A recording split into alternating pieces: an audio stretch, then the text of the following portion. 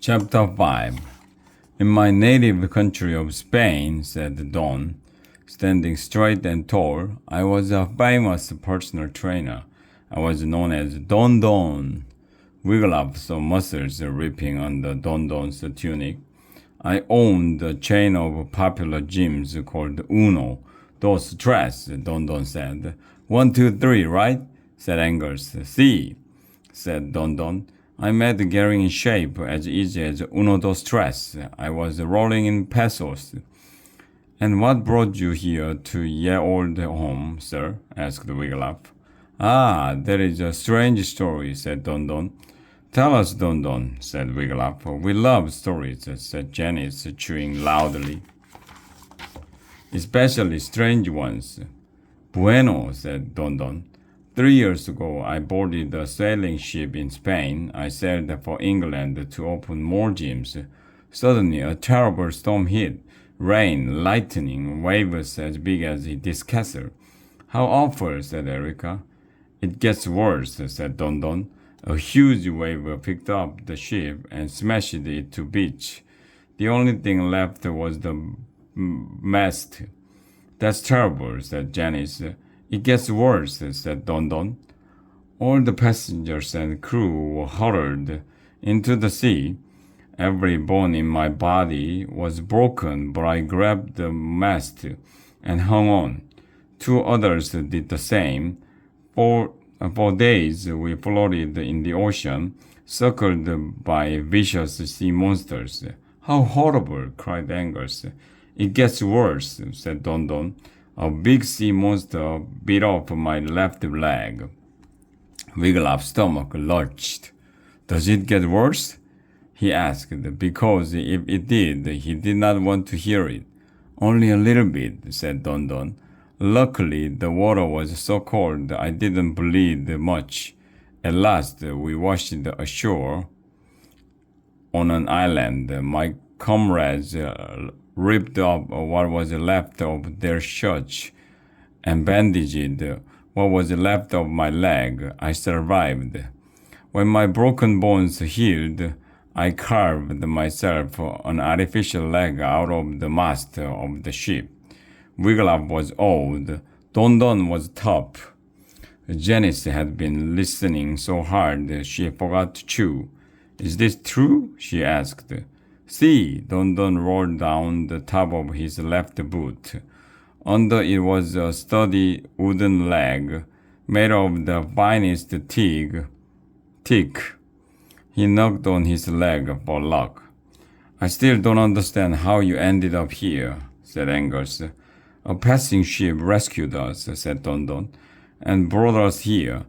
I'd had enough of sailing the seas and decided to stay. I had my fortune sent to me. After all I had been through, I wanted to use my training talent to help those who needed most, all the battered, scarred knights. So I bought this castle. I put in a state-of-the-art uno dos tres gym, and I opened the year-old home for aged knights. 'Tis a fine home, sir, said Wiglaf. Si, said Don Don, but there is uno problemo. One problem. The aged knights like to talk of their glory days, but they think those days are behind them, so they have no reason to shape up. Try as I might, I have not been able to lure them into the gym until now. What's different now? Asked Janice. The knights want so much to help you, said Don Don. They want to come to your school and recite the poem. They want to save your school from Grizgor. That would make the aged knights heroes again. Can you really get these old knights to do the Grizgor dance? Asked Angus. Si, said Don Don. When you have carved yourself a wooden leg from the mast of a sunken ship, you can do anything. Excuse me, Don Don, said Angus. We have to go now, or we will miss supper at the essay. You will come back tomorrow, no? Said Don Don. Si, cried Janice. We will help you. This is going to be so fun. Bueno, said Don Don. April Fool's Day is, he counted on his fingers, 14 days away. Ask your headmaster if you can stay here for 2 weeks. None of the aged knights can climb stairs, so there are lots of empty rooms on the second floor of the castle.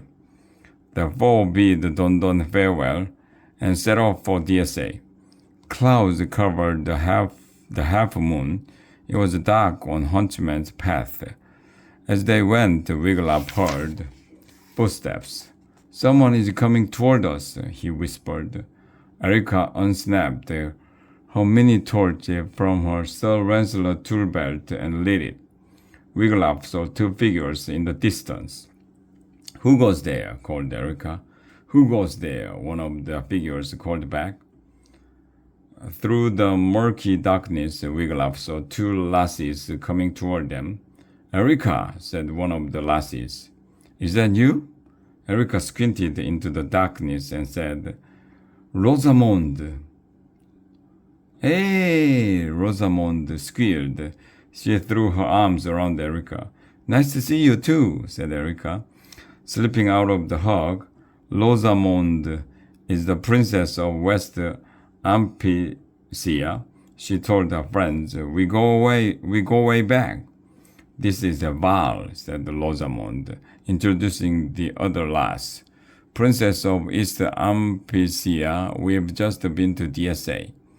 Our headmistress sent us to borrow some gold from Mordred, said Val, because this dragon Grizzelgore came and took every penny at Princess Pratt. Jounce! Cried Janice. What did the dragon look like? He had huge pointy claws, said Rosamond, and a spiky tail. Flaming drool hung down from his jaws, said Val. Disgusting. Wiglaf shuddered. Grizzelgore sounded scary. I bet Mordred didn't lend you any gold, did he? Said Angus. Not a single coin, said Rosamond. What a cheapo. Now we have to try Dragonstabber's prep, said Val. We'd best be off. Bye, said Rosamond. The lassies continued north on Huntsman's path, while Wiglaf and his friends headed south to DSA. One thing is for sure, Wiglaf thought. The world's oldest living dragon is no longer retired. Chapter 6. Auntie Lobelia, said Angus when he and the others found her outside the DSA dining hall. Where is Uncle Mordred? We need to talk to him. Mordy has locked himself inside his office, Lobelia said. He's busy packing up his files and his gold. So I'm in charge at the moment. She eyed Janice. Are you chewing gum? She asked. Janice drew a breath and swallowed. Not anymore, she said. We need to talk to you, Auntie, said Angus. It's important. Let us go to my sitting room, said Lobelia. After hearing their story, Lady Lobelia sank into her blue velvet chair. By St. George's helmet, she exclaimed. Do you mean to tell me that only the aged knights can save DSA from Grizzelgore? Yes, Auntie, said Angus. And they will need DSA uniforms if they are to fool the dragon into thinking they are DSA students. We have extra uniforms, all sizes, said Lobelia. But they are going to need more than uniforms. Her eyes lit up. Makeup, for starters, and wigs. I will have everything ready by April Fool's Eve. Wiglaf and the others ran to their dorms and packed their things. The four took off first thing the next morning. They arrived at Ye Old home by mid-morning. Bueno, said Don Don. He showed his new training assistants to their rooms on the second floor of the castle. Janice and Erica shared a room with a view of Keep Away Mountain. Wiglaf and Angus shared a room with a view of Tournay. Next, Don Don took them to the gym. A sign above the door said, Uno, dos, tres. Janice whistled as they entered. This is one fine gym, she said. It's even better than the one we had at Dragon Wackers. Wiglaf had never seen a gym. DSA did not have one, as Mordred believed that his students got plenty of exercise scrubbing the school. Now Wiglaf gawked at all the odd-looking machines and equipment. Loped hung from the ceiling, an iron chinning bar had been bolted high in a doorway. There were many different sizes of balls and weights. Mats had been spread out on the floor, and in one corner sat a shiny rowboat with oars. Don Don spent the morning showing the four how to do proper uno, dos, tres, chin-ups, sit-ups, push-ups, and jumping jacks. He showed them how to work all the machines. Then he said, here are uno, dos, tres ribbons to wear. He handed them out. They will show that you are my official assistant trainers. How proud Wiglaf was as he pinned his ribbon onto his tunic. The aged knights will be having their lunch now, said Don Don. Why do we not join them? They walked down the hallway and into the dining hall. Who ate my sticky bun? Cried one aged knight. There's no meat in my meat pie, cried another. All the complaining reminded Wiglaf of lunchtime at DSA. Ah, the students, said Sir Pudendorf, beckoning them over to his table. The four sat down. They've come back to hear more of the poem. Roger, said Sir Pudendorf. Where were we? I know, said Sir Roger, and he began reciting. The dragon rose inside his cave. He roared his massive head. The knights were bold and very brave. Yet from the cave they fled. Sir Percy spake. We need a plan. Sir Garb the good spake right. And so the knights all, to a man, made the plans all through the night. Pardon, said Don Don. Pardon me for interrupting, Sir Roger, but you knights wish to be the heroes who saved the essay from Grisgelgor, no? We wish we could, all the knights cried, all except Sir Lancelot, who kept eating his sticky bun. Bueno, said Don Don, then I have good news for you. You can go to DSA, you can be heroes again. Erica stood up. Good sirs, Don Don and his new assistant, us, are going to get you back into knightly shape, she announced. We will work with you for the next 2 weeks using his famous Uno, Dos, Tres training method. Angers stood now. At the end of 2 weeks, you will be strong enough to travel to DSA. Janice popped up next, strong enough to recite the whole Grisgelgor poem. Now Wiglaf stood with the others, strong enough to do the Grisgelgor dance and save our school from the dragon. Hooray for us, cried Sir Pudendorf, and all the aged knights began clapping and stomping. Ha! Cried Sir Lancelot as the cheering died down. Double ha! The room grew very still. Oh, come on, Sir Lancelot said to the aged knight.